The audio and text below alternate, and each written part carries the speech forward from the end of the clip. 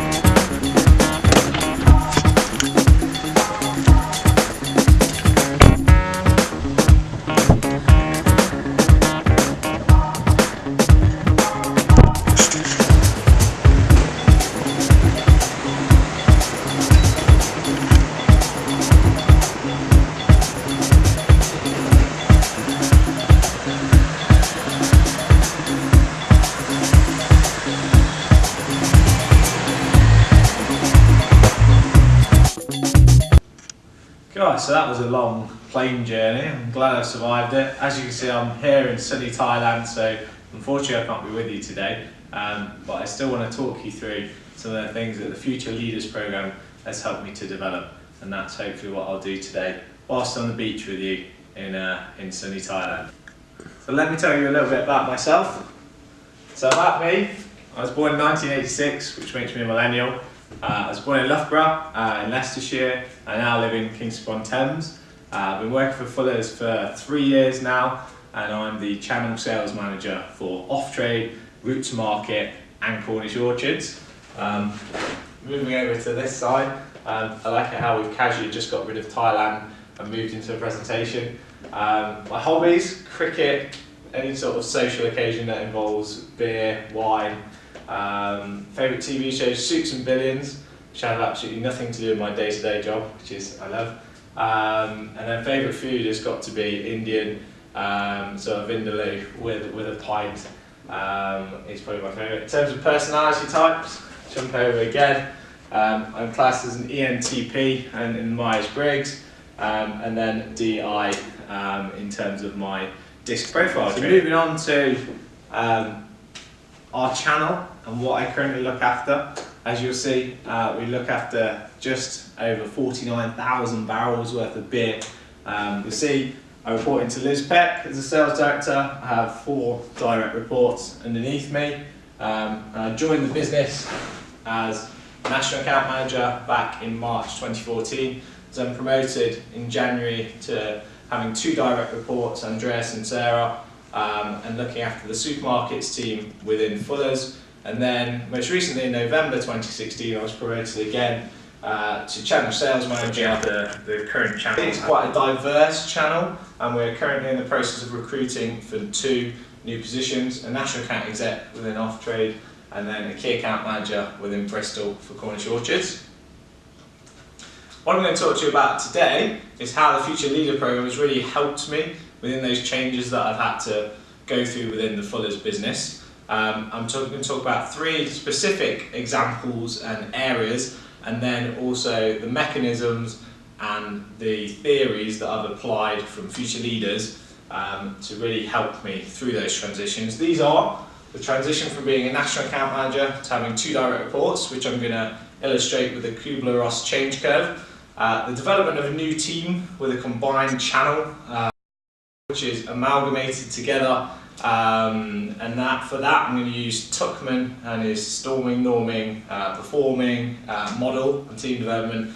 And also most recently I've been involved with a lot of new product development down at Cornish Orchards in Julo, and I'm going to use Kotter's 8 steps of accelerated change to show you how that's really helped to drive some urgency within that side of the business. So the first aspect where Future Leaders has really helped me is what I want to discuss with you, is around the transition I had from moving from being a national account manager with 2 customers, large customers, so Sainsbury's and Waitrose, moving into 2 direct reports, so Andreas and Sarah, within the off-trade team in January 2016. Now this Kubler-Ross change curve has been really useful for me in that transition, because what it's done is enabled me to identify the different emotions and the different process that Andreas and Sarah were going through. And prior to that, I wouldn't have had that knowledge that I've gained to lead me through their emotions in a way. So as you can see here, the 5 different stages from shock, denial, frustration, depression, experiment, decision to integration. And initially, I think it was quite a shock, me now having Sarah and Andreas as a direct report. More so for Sarah, she's been in the business for over 10 years at that time, and it was the expectation that she might have been looked at for that role. So I think this was important as sort of to manage the shock side of it for her. With Andreas as well, we'd been peers prior. And now I happened to be his line manager, so I needed to develop those leadership techniques very quickly.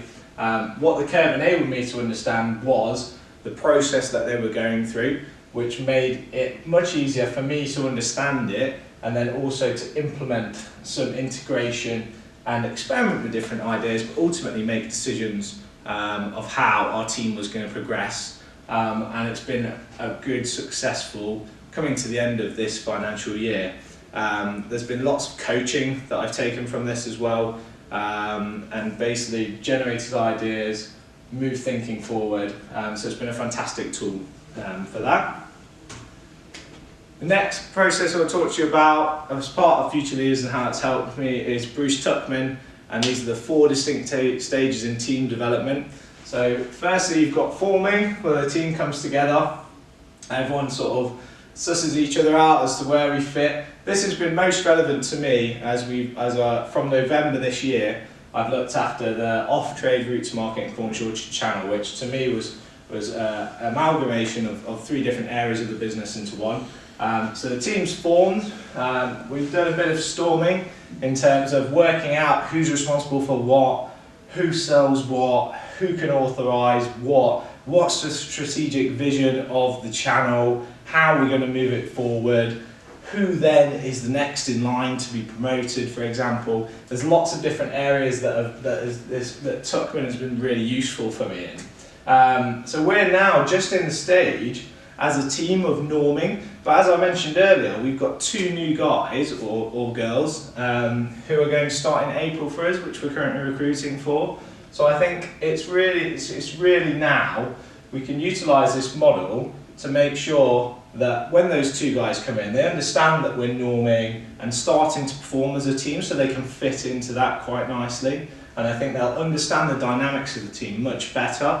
Now we've laid some foundations. We've managed to transform from a storming to a norming is really just through sitting down with regular one-to-ones with the guys, making sure everyone understands what their targets are, understands that we've put a hierarchy in place to make sure we're all efficient at our jobs and we can get the most benefit back to the business. And that's something that the Future Leaders programme has really helped with, in terms of making sure that the learning I'm getting enables me to then implement these actions within our business, which ultimately means we're more efficient, which I think every business is striving to achieve. Moving on from the Tuckman model and how we've implemented the new channel and the team within the channel, we move on to Kotter's 8 steps to accelerate change, which has been an incredibly useful methodology of how we really drive change quickly. And where I've applied that is through the MPD process within Cornish Orchards. And it's really about instigating that sense of urgency. We've pulled together a team which consists of Andy Atkinson, Chris Newton, Lucy Cryle, Paddy Gardner, and also Mark Dobner. So they're really key individuals that are going to be responsible for driving MPD forward, and specifically cans within Cornish Orchards, so 330 ml craft can, a new seasonal spring cider, and also a super premium gold draft cider. These are the three big key projects alongside other projects of MPD. It's really about my use of Cotter in this was to create the urgency they needed. So in other words, Waitrose had a deadline of the middle of April to land this MPD in their business, of which we have an agreed listing for Cornish Orchards Blush nationally with them, and we now have some urgency to really drive forward that MPD with the guys there. So that's what we've done. We've communicated that we all have our existing roles within the business. So Mark is responsible for the operational side of things, making sure we've got a canner to can the product. Lucy's responsible for the branding. Paddy, operationally, do we have enough cans to buy in the business? Have we bought enough labels? Can we put them together at the right time? Chris, obviously, making sure that the cider is tip top for those cans and making sure it's the right level of sulfites for that can level. And that has really identified those key roles and empowered them to act upon them. So I've now taken a step back from that and really given the guys there the opportunity to shine. Alongside this, we've also had the evolution of branding, which has been an ongoing process, which we decided, okay, we've got MPD to launch, should we also launch a different brand at the same time? It seemed like there was a lot to do. So what we've done, we've taken a step back with the evolution of the branding, we've let it evolve over time, and then we've also, so we can focus on the MPD. Part of that, I invested 3 days within the business at the back, 3-4 weeks ago now. And that was really to cement those roles and to understand, firstly, we've got buy-in from all the guys, giving them the short-term win, which was the let's do brand evolutionary, rather than all at once at the same time as the MPD. And then from that, what we've done is agreed new processes for driving MPD forward, which have been documented so that when we have new starters at Cornish Orchards, they know the process for MPD now, and we've got a regulated procedure alongside marketing within Cornish Orchards now reporting into Jane Jones, which really will help us on a structured process when we're launching new products from June. I'll just summarise for you in terms of what I've learnt from these 3 steps and also from being a part of the Future Leaders programme.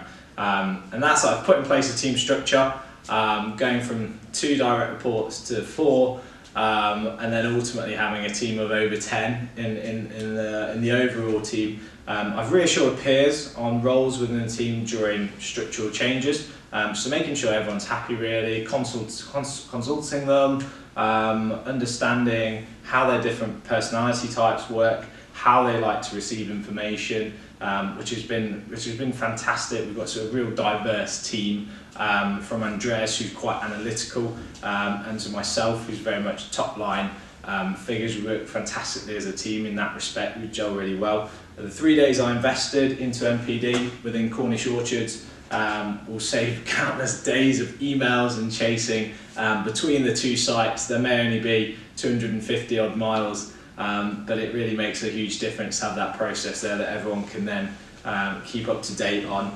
And the efficiencies driven from the processes will essentially save man hours within the business, make our business more efficient, our channel more efficient, which is ever more necessary to do. As in terms of the retailers that we're working with, we're all looking to drive efficiencies within businesses, and we've got a good team ethos, which should mean that we have less employee churn moving forward, as everyone has a project and a goal, everybody has a PDP in place, and everyone knows where their next role is within the business now, which should save us less money overall on recruitment fees. So that's my little summary. Any questions, please direct them to Paddy. who's here today. He'll be able to help you out with any of those questions, or send them over to me in Thailand so I can read them on the beach. And with that, I'll be on my way. I'm going to go for a swim this afternoon and just eat lots of pad thai. And I'll see you all on the 10th.